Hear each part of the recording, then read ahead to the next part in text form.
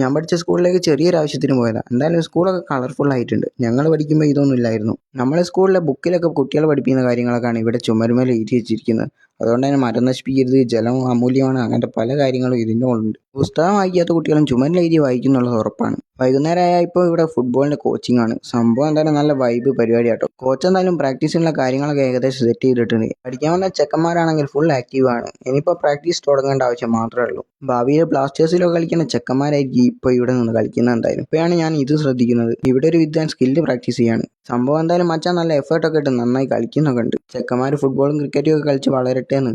ഇവിടെയാണ് ഇവർക്കുള്ള പ്രാക്ടീസും തുടങ്ങിയിട്ടുണ്ട്. ചെക്കന്മാരൊക്കെ ബോളിനായി ഓടുകയാണ്. എന്തായാലും സംഭവം നല്ല വൈബാണ്.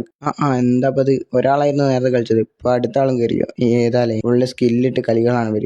എന്തായാലും നടക്കട്ടെ. എന്തായാലും വന്ന് കാത്തിരുന്ന് വെറുതെ ഇല്ല, നമ്മൾ വന്ന ആവശ്യം സാധിച്ചു. അനിയൻ്റെ ജേഴ്സി വാങ്ങാനായിരുന്നു വന്നത്. സംഭവം എന്തായാലും കൈ കിട്ടിയിട്ടുണ്ട്. പിന്നെ പറയാൻ മറന്നത്, റോഡൊക്കെ ടാർ ചെയ്തിട്ടുണ്ട്. അപ്പോൾ ആ റോഡിൽ കൂടെ ഞങ്ങൾ നേരെ വീട്ടിലേക്ക് അങ്ങ് വിട്ടു. അപ്പോൾ ഇത്രേ ഉള്ളൂ.